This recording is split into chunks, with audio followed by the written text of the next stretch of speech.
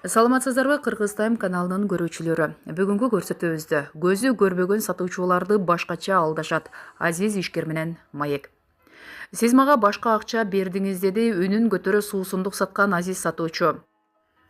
Кардар үндөгөн да жок. Азат андайга дала ирет кабылган. Себеби жакшы адамдар ушунчалык көп. Майда акча бермиш болуп, чоң суммадагы купюраны кармата салышат. Бул сизге деп жылмая Азат Токтомбаев жаңгак, кара өрүк жана бал кошулган батончикти сунду. Азыр 27 жаштагы ишкердин батончик чыгарган цехи бар. Ал эми качандыр бир кезде Дордой базарында соода гана кылчу. Азат тубаса азиз. Өзүңүз жөнүндө билеличи алгач. 1992 жылы Ысык көлдөгү Корумду айылында төрөлгөм. Тубаса азизмин. Бул тукум кууган оор экен. Апамдын да көзү көрбөйт. Тилекке каршы ал үгүнчө врачтар бул дарттын дабасын таба элек. Карапайым үй бүлөдөнмүн. Атам кандай жерлерде гана иштебеди. Акырында сантехникта болуп жүрдү. Апам жаш кезинде тигүүчү болуп иштечү. Балалыгым кадимкидей эле өткөн. Башка балдар менен бирдей ойноп, жарышып, жайытта кой кайтарып, кээде күрөшүп да кетер элек. Анан Бишкекке көчүүгө туура келди. Борбордо азиздер жана көрүүсү начар балдардын атайын мектебине кирдим. Андай окуу жайлардын шарты өтө начар экенин укканым бар. Жок, директорубуз абдан жакшы айым эле. Ар бир тыйынды интернатка жумшаган. Ремонту дурус, тамагы мыкты болчу. Коомубузда азиздерге аяр карашат. Адамдардын боору ачып сүйлөгөндөрүн укканда кандай кабылдайсыз? Андайдын кереги жок. Азыр ата-энелери баарынан калкалаган азиз адамдарды байкап жүрөм. 30 жыл бир бөлмөдөн чыкпай отурушкан, себеби жакындары аларга бир нерсе кылууга уруксат беришкен эмес. Анан ата-энеси картаят. Ошондо адам өз көйгөйү менен өзү жалгыз калат. Элестетиңиз, кийим алыш үчүн да дүкөнгө өз алдынча бара алышпайт. Көпчүлүгү андай учурда өз өмүрүнө кол салууга барат. Мисалы, менин жубайым жогорку класстарда көрбөй калыптыр. Мектепти аяктаган соң келери кечке үйдө отурган. Ал кезде ага дүйнөдө өзү гана ошондой тагдырга кабылгандай туюлган. Өз өмүрүн кыюуга да аракет кылган. Азиз болуп да адам жашай аларын кийин түшүнүптүр. Үйлөнгөнүңүзгө аз эле болуптур. Болочок жубайыңыз менен кантип таанышып калдыңыз? Азиздер үчүн ачылган курска келген. Анда мен окутуучулардын бири болчумун. Студенттерге компьютерде иштөөнү үйрөтчүмүн. Болочок жубайым атасы менен курс туурасында билели деп келишиптир. Дароо эле көңүлү мага бурулганын кийин айтып берип жүрбөйбү? Аны мен анда көп этибарга албаптырмын.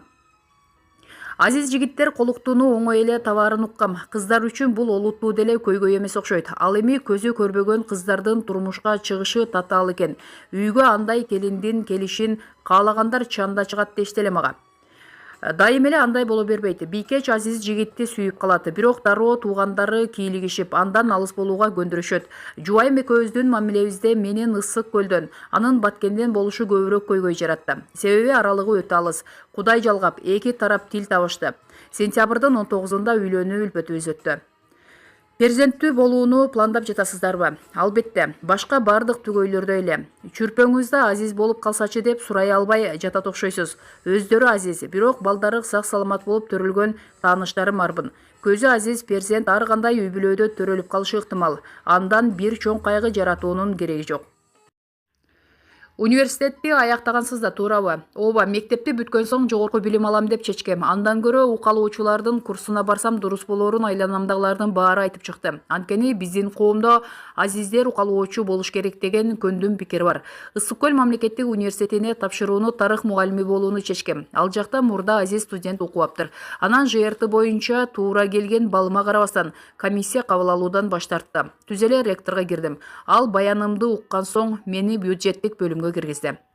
Кантип билим алдыңыз? Башында окутуучунун сөздөрүн брайл шрифти менен жазууга аракет кылдым. Бирок аябай каттуу үн чыгат. Мага эч ким кине койбосо деле кээде окутуучулар ким эле кечке тыкылдатып жатат деп сурап калышчу. Ал эми студенттер менин жанымдан туруп кетип, башка парталарга отурушчу.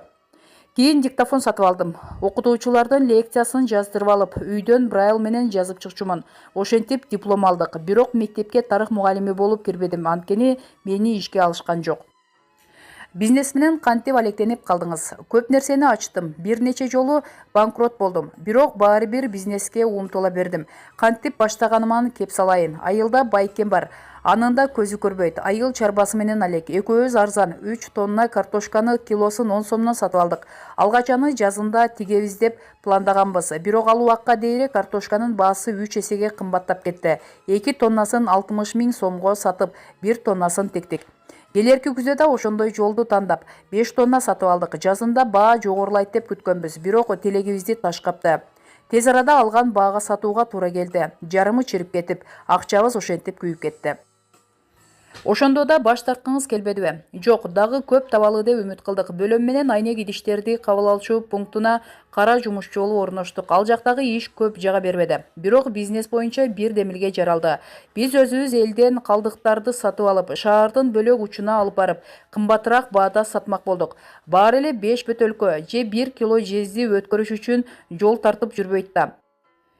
Эмнеликтен өз корообузда калдыктарды кабыл алууну уюштурууга болбосун.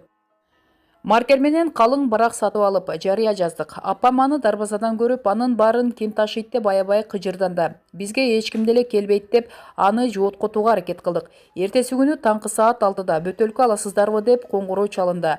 Көрсө, бул аябай пайдалуу экен. Мисалы, бир күнү мага коңшум Мончонун эски казанын көтөрүп келди.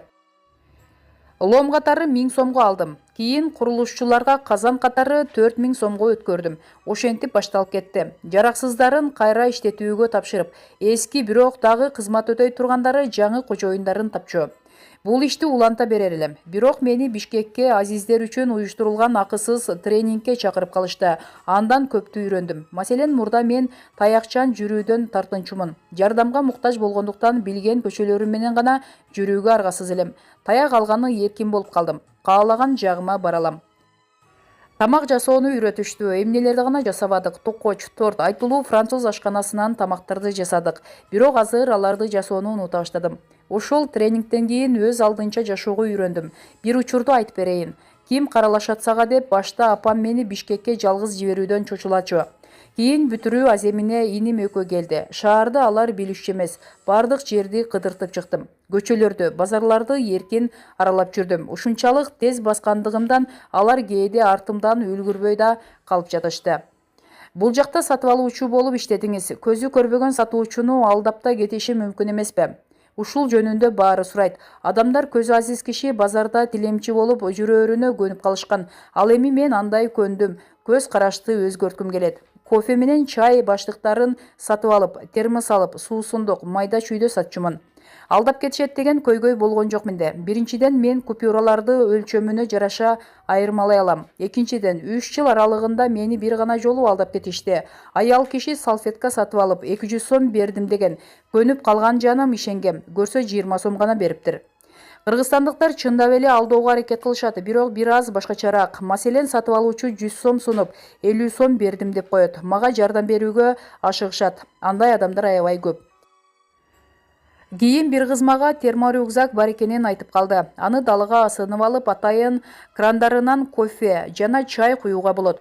Термосту колго көтөрүп жүргөндөн көрө ал алда канча ыңгайлуу. Бирок баасы кымбат экен. 32 000 сом турат. Ага карабастан буйртма кылдым. Тапканым арта баштады. Айына 40-45 000 сом таза киреше таба баштадым. Андай ишке дагы 5 азизди үйрөттүм. Батончик жасоого кандайча кириштиңиз? Гүлназ Жүзбаевадан угуп калдым мындай демилгени. Спорт менен алектенгендиктен кургатылган жемиш жана жаңгактан жасалган батончиктер кандай пайдалуу болорун жакшы билем. Болгону андай таттуулар бизде сырттан алып келинчү. Анан калса баасы да кымбат. Бир даанасы 200 сом. Натыйжада өзүм ушул бизнести баштоого белсендим. Өндүрүш үчүн имаратты көпкө издеп калдык. Себеби ал бардык ченемдерге жооп бериши шарт эле. Азыр биз Дастан заводунун ичинен цехти ижарага алдык. Бизнес ачууга каражатты кайдан таптыңыз? 2018-жылы мен Кыргызстанга инвестиция кылам аттуу долбоорго катышкам.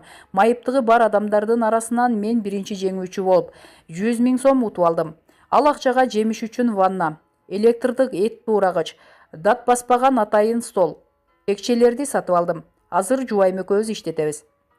Сиз өндүргөн батончиктерди сатып алгысы келгендер арбынбы? 2,5 ай мурун биринчи ирет аларды саттыкка чыгардык. Ак Илбирсти сактоого арналган марафондо жөө күлүктөр товарды тез эле сатып алып кетишти. Анан буйртмалар түшө баштады. Жакында батончиктерибизди бир нече дүкөнгө алып барып көрсөтүп келдим. Дароо эле сатып алууну чечишти. Эми таңгагын гана иштеп чыгуу баскычы калды. Анан дүкөндөргө коюуга болот. Чындыгында биздин товардын баасы кымбат эмес, анчалык деле арзан эмес азыктар. Кара өрүк, бадам, курма, бал, кургатылган өрүк колдонулганына карабастан бир даанасы 60 сом. Мен Кыргызстанда ушундай рецепт менен батончик даярдагандардын карлыгачы болушум мүмкүн. Технологубуз ушундай пикирде. Кыргызстандарда мындайды буга чейин эч ким каттабаганын айтты. Спорт менен кызуу машыгасыз, чуркайсыз. Биздин жолдордон көзү көргөндөр чуркаса да кооптуу эмеспи? Жыгылып кетем деп коркпойсузбу? Азиздердин тренингинде бизге чуркоону үйрөтүшкөн. Ар жекшембиде чуркоого тийиш болчубуз. Ыктыярчылары көмөкчү болушат. Биз менен чогуу чуркашат. Мен аркандын бир учун кармайм, экинчи учу ыктыярчынын колунда. Кара Булак тоосундагы жарым марафонго чуркагам. Ал жакта абдан кооптуу эле, жол жок, таш. Мени ыктыярчы кыз коштогон. Сиз укмуш турбайсызбы? Мен бул жактан коркуп жатам. Сиз кантип чуркадыңыз деп кийин таң калып жүрбөйбү мага? Кол куушургуңуз келген учурлар болчу беле. Албетте, студент кезимде эле апама бизнес кылгым келээрин айта берчүмүн. Ал андайда кантип ачасың, кантип бизнес кыласың, жардамчы керек да сага деп койчу. Ошондо мен неге мындаймын деп өзүмө өзүм таарынчумун. Кийин гана адамдын колунан баары келерин аңдадым. Заманбап программалар аркылуу интернетти казып, социалдык медиада эч кыйналбастан жүрө алам. Кайда кааласам бара алам. Эмне кааласам ошону жасай алам. Азыр апам мага каттуу ишенет. Жакшы жубайым бар, бактылуу кишимин. Мындан тышкары алгачкы 1 миллион сомдук кирешемди 2020-жылдын аягында санайм деп үмүттөнүп турам. Бүгүнкү каарманыбызга алдыда ийгиликтерди каалоо менен бирге бүгүнкү берүүбүздү жыйынтыктайбыз. Жогорудагы маалыматтар Спутник KG сайтынан алынды. Кыргыз Тайм каналы ар дайым сиздер менен.